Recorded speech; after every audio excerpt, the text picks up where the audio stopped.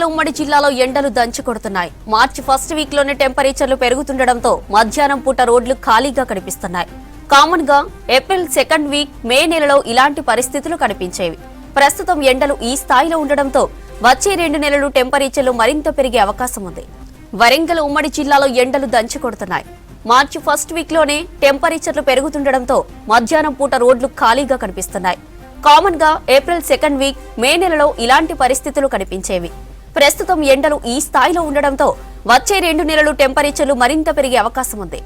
వరంగల్ ఉమ్మడి జిల్లాలో ఎండలు దంచి కొడుతున్నాయి. మార్చి ఫస్ట్ వీక్ లోనే టెంపరేచర్లు పెరుగుతుండటంతో మధ్యాహ్నం పూట రోడ్లు ఖాళీగా కనిపిస్తున్నాయి. కామన్ గా ఏప్రిల్ సెకండ్ వీక్ లో, మే నెలలో ఇలాంటి పరిస్థితులు కనిపించేవి. ప్రస్తుతం ఎండలు ఈ స్థాయిలో ఉండడంతో వచ్చే 2 నెలలు టెంపరేచర్లు మరింత పెరిగే అవకాశం ఉంది. వరంగల్ ఉమ్మడి జిల్లాలో ఎండలు దంచి కొడుతున్నాయి. మార్చి ఫస్ట్ వీక్ లోనే టెంపరేచర్లు పెరుగుతుండటంతో మధ్యాహ్నం పూట రోడ్లు ఖాళీగా కనిపిస్తున్నాయి. కామన్ గా ఏప్రిల్ సెకండ్ వీక్ లో, మే నెలలో ఇలాంటి పరిస్థితులు కనిపించేవి. ప్రస్తుతం ఎండలు ఈ స్థాయిలో ఉండడంతో వచ్చే 2 నెలలు టెంపరేచర్లు మరింత పెరిగే అవకాశం ఉంది.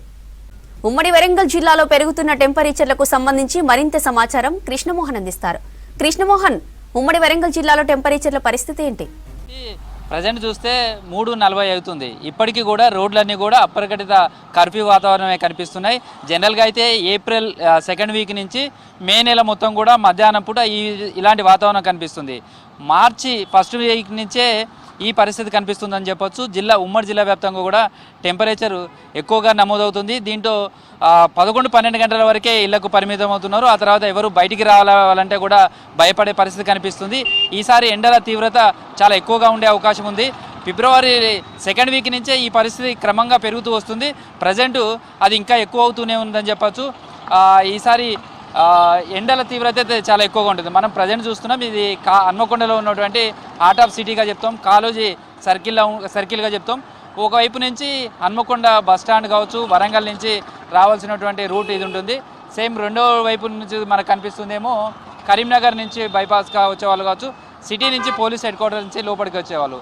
అదేవిధంగా ఇటు హైదరాబాద్కు వెళ్ళాలన్నా, ఇటు ఖమ్మంకు వెళ్ళాల్సినటువంటి అండర్ రోడ్ బైపాస్కి వెళ్ళాలన్నా కానీ ఇది ఒక ప్రధానమైనటువంటి జంక్షన్గా ఉంటుంది.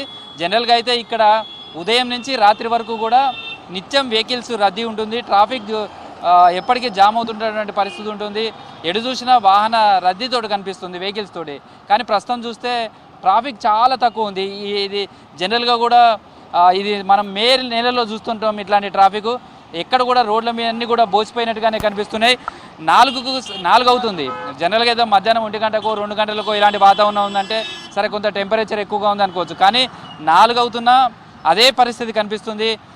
ప్రస్తుతం అయితే ట్రాఫిక్ పోలీసులు ఉన్నారు, వాళ్ళతో అడుగుదాం. ఎట్లా ఉంది జనరల్గా ఈ రోడ్లంతా కూడా ట్రాఫిక్ కానీ ఇదంతా కూడా ఎట్లా ఉంటుంది? గత 4-5 రోజులుగా చూస్తే టెంపరేచర్ ఎట్లా ఉంటుంది, అసలు రోడ్ల మీద ట్రాఫిక్ ఎట్లా ఉంటుంది? నార్మల్గా అయితే ట్రాఫిక్ ఎక్కువనే ఉంటుంది. కానీ ఇప్పుడు ఎండలు పెరగడం వల్ల జనాలు బయటికి రావడానికి భయపడుతున్నారు. రద్దీ కూడా తగ్గిపోయింది. మార్నింగ్, ఈవినింగ్ మాత్రమే కనిపిస్తున్నారు 5-6 తర్వాత. ఈ మధ్యలో అయితే ఎవరు జనాలు బయటికి రావట్లేదు, భయపడుతున్నారు. ఎండలకు విపరీతంగా ఉన్నాయి. మే నెలలో ఉండాల్సిన ఎండలు ఇప్పుడు మార్చిలోనే స్టార్ట్ అవ్వడం వల్ల కొంచెం భయపడుతున్నారు జనాలు కూడా.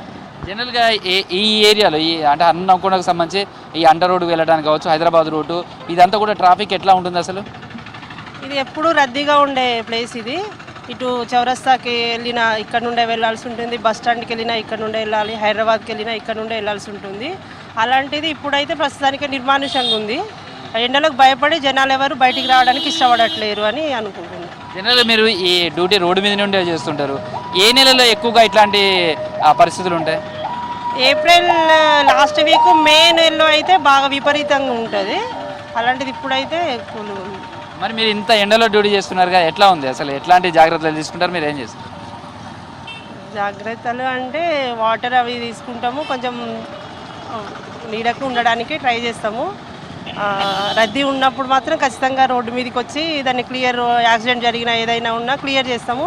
తర్వాత కొంచెం మాకు అంబరిల్లాస్ ఇచ్చిండ్రు, అందులో కూర్చొని చూస్తూ ఉంటాం అన్నమాట. మొత్తమైతే ఏదైనా సమ్మర్ సీజన్గా కొన్ని బిజినెస్లు ఉంటాయి. అందులో కొబ్బరి బొండాలు కావచ్చు, లేదా ఐస్ క్రీమ్స్ ఇలాంటివి కనిపిస్తాయి, కూల్ డ్రింక్స్.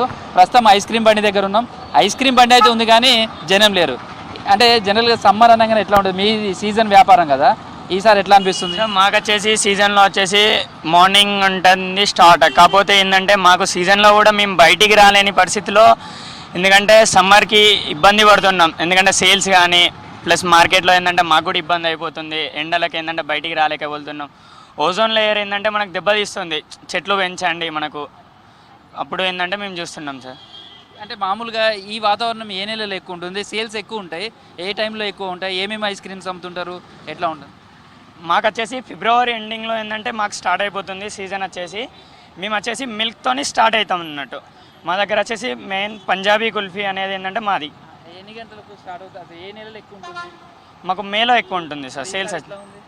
ఈసారి ఏంటంటే ఎర్లీగానే సమ్మర్ స్టార్ట్ అయింది, కానీ సేల్స్ ఏంటంటే చూపిస్తలే. మాకు ఆఫ్టర్నూన్ టైంలో ఏంటంటే చాలా గిరాకీ ఉంటుంది, కానీ పబ్లిక్ ఏంటంటే ఎవరు బయటికి రాలేని పరిస్థితిలో మాకు సేల్స్ కూడా చాలా ఇబ్బంది ఉంటుంది. ప్లస్ ఏంటంటే మనకు ప్రైజెస్ కూడా చాలా పెరిగిపోతున్నాయి సార్. ఆటోలకు సంబంధించి కూడా ఉన్నారు, కొంతమంది ఆటో డ్రైవర్లను కూడా అడుగుదాం. ఎట్లా ఉంది ఈసారి సమ్మర్? మామూలుగా ఏప్రిల్ మేలో ఉంటాయి కదా ఎండలు, ఈసారి ఎట్లా ఈ మార్చిలో ఎట్లా అనిపిస్తుంది?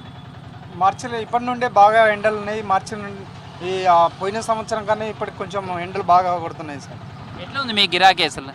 గిరాకీ డల్లుగా ఉన్నది. ఇప్పుడు కాంగ్రెస్ ప్రభుత్వం బస్సులు ఫ్రీ పెట్టిన కండి గిరాకీ డౌన్ ఉన్నది. ఎండలు ఎట్లా ఉన్నాయి అసలు? ఎండలు జనం బయటకు వస్తుంది, ఎండలు జనం బయటకు సుతం తక్కువ వస్తున్నారు సార్. ఎస్. మామూలుగా ఏ టైంలో ఎక్కువ ఉంటున్నారు జనం రోడ్ల మీద? రోడ్ల మీద పొద్దున మార్నింగ్ 9 to 12 వరకు ఉంటున్నారు అంతే. తర్వాత మళ్ళీ ఎన్ని గంటలకు వస్తున్నారు? మళ్ళీ 4 to 5, 6, 7 వరకు ఉంటున్నారు. ప్రస్తుతం అయితే ఎండల తీవ్రతతోటి జనం అయితే బయటికి రావట్లేదు. రోడ్లన్నీ కూడా బోచిపై కనిపిస్తున్నాయి. ఇటు వరంగల్, గ్రేటర్ వరంగల్ పరిధిలో కావచ్చు, అదేవిధంగా భూపాలపల్లిలో ఎక్కువ టెంపరేచర్ కనిపిస్తుందని చెప్పవచ్చు. ఇక్కడ ఎందుకు అంటే మైన్స్ ఉంటాయి, తర్వాత అక్కడ ఈ విద్యుత్కు సంబంధించినటువంటి ప్లాంట్ ఉంటుంది, ఇవన్నీ ఉన్నాయి కాబట్టి అక్కడ ఎక్కువ. ఎట్లా ఉన్నాయి ఎండలు, ఎట్లా ఉన్నాయి ఈసారి? ఎండలు బాగానే ఉన్నాయి. మామూలుగా ఇంత టెంపరేచర్ ఎప్పుడు కనిపిస్తుంటుంది అసలు? ఇంకో నెల తర్వాత కనపడండి, ఇంకా బిఫోర్ కనపడుతుంది.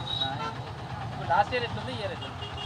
ఈ ఇయర్ అయితే కొంచెం బాగానే అవపడుతుంది. ఇప్పుడే స్టార్టింగ్ కాబట్టి ఇంకా బాగానే ఉంది. మొదల రోడ్ల మీద జనం కనిపిస్తున్నారా? ఎట్లా ఉంది? లేదు, కనిపిస్తలేదండి. టెంపరేచర్ ఎక్కువ వచ్చి కనిపిస్తుంది. ప్రస్తుతం ఇది జ్యోతి వరంగల్ ఉమ్మడి జిల్లా వ్యాప్తంగా కూడా టెంపరేచర్ అయితే గణనీయంగా రికార్డు స్థాయిలో నమోదవుతుందని చెప్పొచ్చు. ఈసారి ఎండల తీవ్రత చాలా ఎక్కువగా ఉండే అవకాశం ఉంది. ఇప్పటికే డాక్టర్లు కూడా సూచిస్తున్నారు, పిల్లలు కావచ్చు, పెద్దలు కావచ్చు, ఎవరైనా సరే ఎండకు ఎక్కువగా వెళ్ళవద్దు అంటున్నారు. వెళ్ళిన వాళ్ళు కూడా కనీసమైనటువంటి జాగ్రత్తలు తీసుకోవాలి. మంచినీళ్ళ బాటిల్ క్యారీ చేయాలని వాళ్ళు చెప్తున్నారు. అదేవిధంగా అరగంట కంటే ఎక్కువసేపు ఎండలో తిరగద్దు, కొద్దిసేపు అయినా మళ్ళీ ప్రయాణం ఆపుకొని నీడలో ఉండే విధంగా చూసుకోవాలనేది సూచన చేస్తున్నారు. వరంగల్ ఉమ్మడి జిల్లాలో అయితే ఫిబ్రవరి మధ్య వీక్, సెకండ్ వీక్ నుంచే ఈ ఎండలు క్రమంగా పెరుగుతున్నాయి. బట్ ఇప్పటికొసరికి 36-37 డిగ్రీస్ వరకు కూడా నమోదవుతుంది. ఇది కంటిన్యూ అవుతే మార్చి సెకండ్ వీక్ వరకే 40 డిగ్రీల వరకు కూడా చేరుకునే అవకాశం ఉందని చెప్తున్నారు. ఇది కంటిన్యూగా మే నెల ఎండింగ్ వరకు కూడా ఎండల తీవ్రత ఎక్కువగా ఉండే అవకాశం కనిపిస్తుంది.